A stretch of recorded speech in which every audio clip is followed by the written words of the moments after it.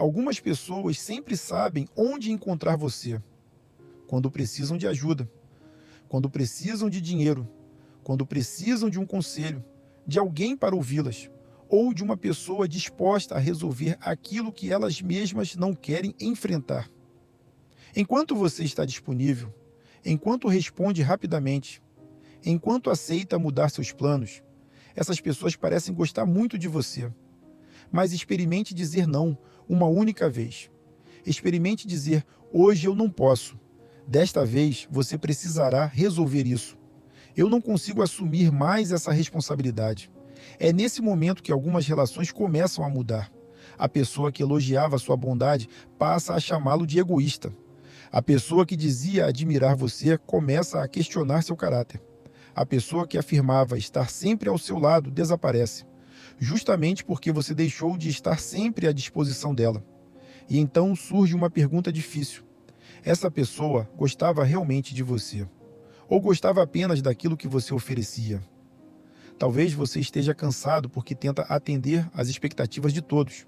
Talvez esteja adiando um projeto, permanecendo em uma relação que o machuca, ou assumindo responsabilidades que não pertencem a você, simplesmente porque tem medo do que dirão quando você estabelecer um limite.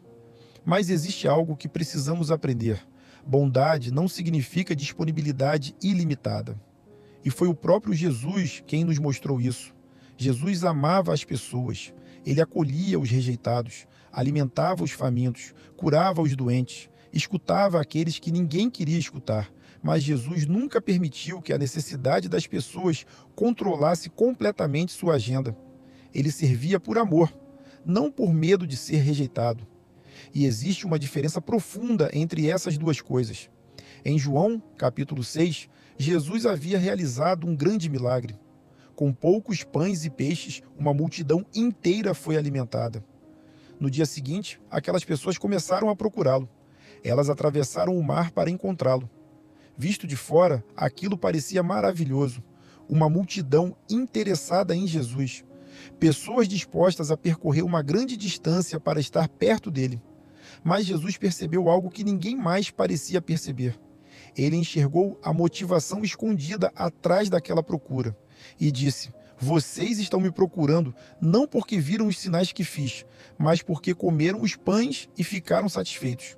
Em outras palavras, vocês não estão necessariamente procurando por mim, estão procurando pelo que receberam de mim.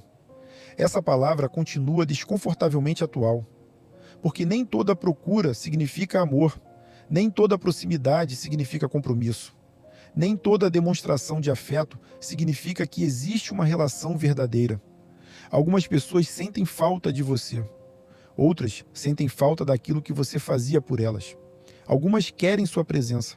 Outras querem seu dinheiro, seu trabalho, sua influência, seu tempo, sua capacidade de ouvir ou sua disposição para resolver problemas. E descobrir essa diferença pode doer. Mas isso não significa que devemos viver desconfiando de todos. Jesus não desprezou aquela multidão, ele não se tornou amargo, não concluiu que ninguém prestava. Ele apenas reconheceu a motivação das pessoas e se recusou a alimentar uma relação baseada na ilusão. Isso é discernimento. Discernimento não é tentar adivinhar o que os outros estão pensando, não é interpretar cada silêncio como rejeição, não é imaginar traição em toda amizade. Discernimento é observar padrões. Quem só aparece quando precisa? Quem respeita seus limites? Quem permanece quando você não tem nada para oferecer? Quem celebra seus projetos? Quem escuta suas necessidades? E quem transforma todo não em culpa, cobrança ou punição? Um limite não revela tudo sobre uma pessoa. Alguém pode ficar frustrado com seu não e ainda amar você. A questão não é uma reação isolada. A questão é o padrão.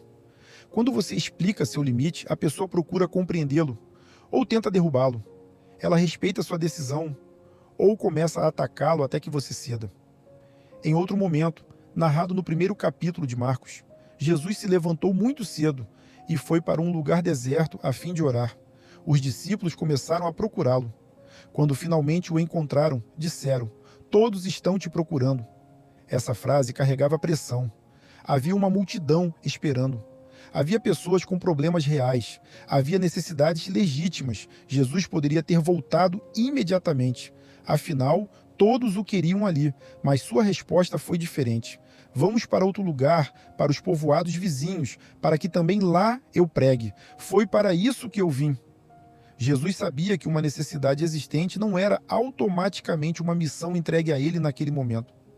Ele não permitiu que a urgência das pessoas substituísse a direção do Pai. Você precisa compreender isso. Ser capaz de ajudar não significa que você seja responsável por resolver. Ter recursos não significa que você precise financiar. Saber fazer não significa que você deva assumir. Amar alguém não significa carregar indefinidamente as consequências das escolhas dessa pessoa. Talvez seu maior problema não seja a falta de força para ajudar. Talvez seja a culpa que você sente quando decide não ajudar daquela maneira. Você teme parecer ingrato, teme ser chamado de egoísta, teme decepcionar sua família, teme que seus amigos se afastem e, para evitar o desconforto de uma conversa difícil, você continua dizendo sim, enquanto uma parte de você vai se enchendo de cansaço e ressentimento. Você ajuda por fora, mas reclama por dentro.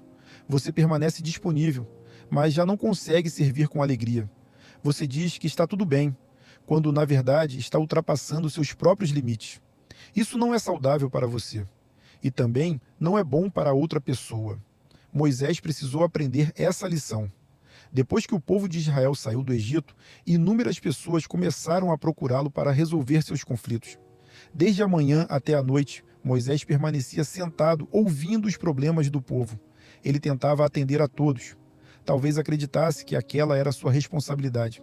Talvez pensasse: se Deus me colocou nesta posição, então preciso resolver tudo. Mas Jetro, seu sogro, observou aquela rotina e fez uma pergunta: que é que você está fazendo com o povo? Por que somente você se assenta para julgar, enquanto todo este povo fica em pé diante de você desde a manhã até o cair da tarde? Moisés explicou que as pessoas o procuravam para conhecer a vontade de Deus e resolver suas disputas. A intenção de Moisés parecia boa. Mesmo assim, Jetro respondeu: o que você está fazendo não é bom. Você e o seu povo ficarão esgotados, pois essa tarefa é pesada demais. Você não pode executá-la sozinho. Moisés não estava se desgastando porque era uma pessoa má. Ele estava se desgastando tentando ser bom, sem reconhecer os limites da própria responsabilidade. E essa talvez seja a situação de muitas pessoas. Elas estão exaustas, não porque deixaram de amar, mas porque acreditaram que amar significava carregar tudo. Você pode amar seus familiares sem resolver todos os problemas deles. Pode ajudar um amigo sem se tornar responsável pela vida dele.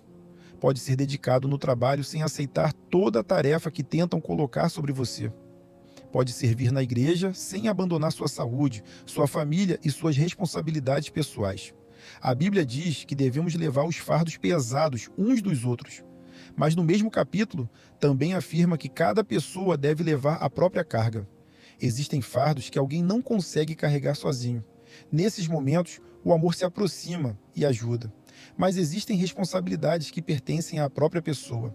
Quando assumimos continuamente essas responsabilidades, nossa ajuda pode deixar de ser amor e começar a alimentar dependência.